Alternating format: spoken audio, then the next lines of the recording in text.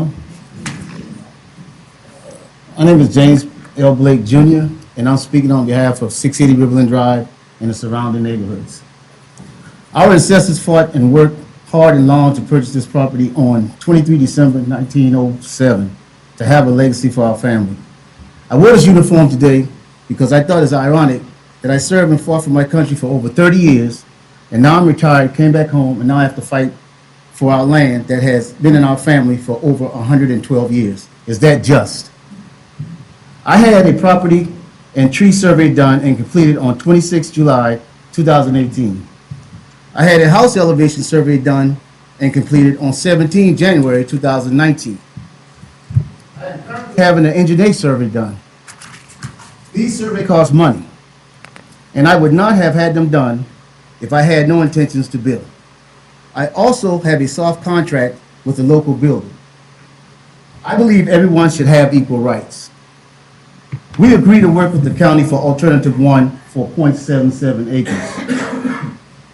I would think that the consideration of the family legacy with property compared to the length of one person being displaced would be a factor. Where is the just?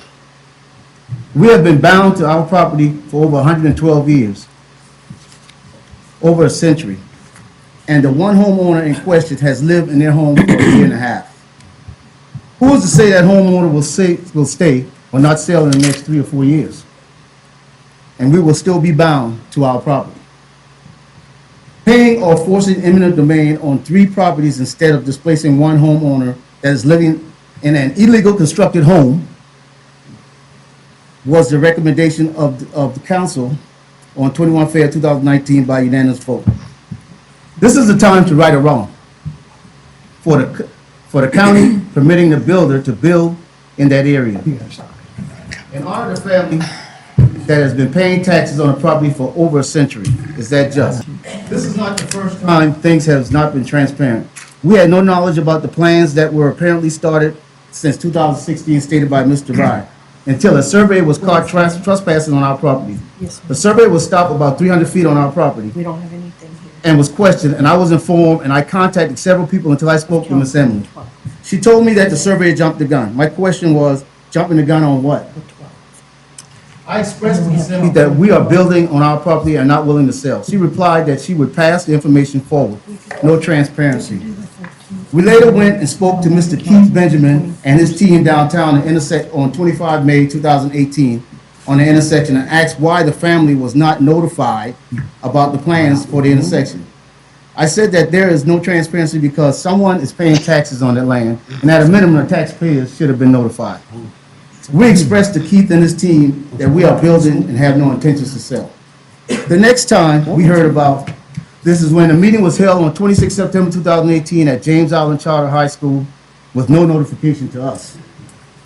The meeting was to show the public the 3 recommended alternatives to the intersection. No transparency. Ms. Emily and Mr. Rye was there, and neither reached out to inform the family about the meeting. Better yet, we had no idea that we would be forced to make a choice. As you can see, choice is not ours. Is that just? The trees on Riverland Drive that was mentioned in front of the property cannot be saved.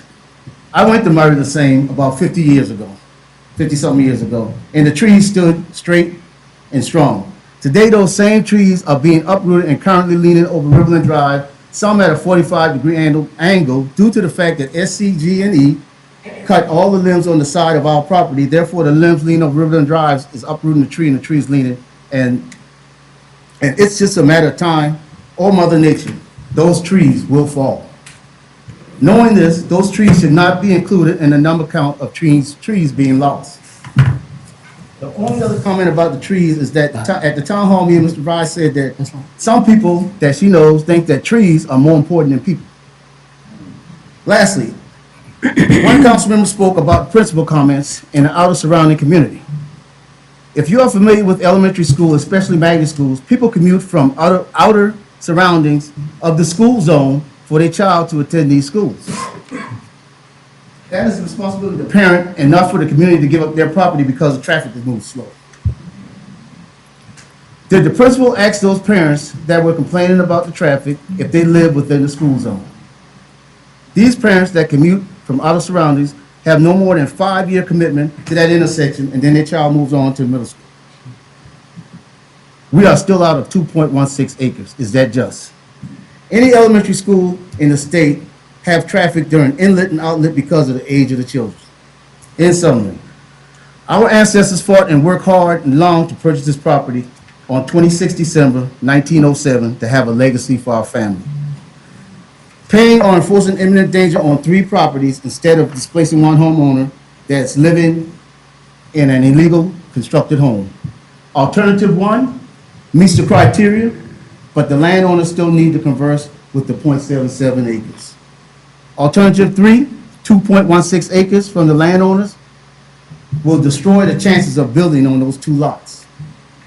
The parents that commute from the outer surroundings have no more than 5-year commitment in that intersection, and their child moves on to middle school. Thank you. Thank you for your service, sir.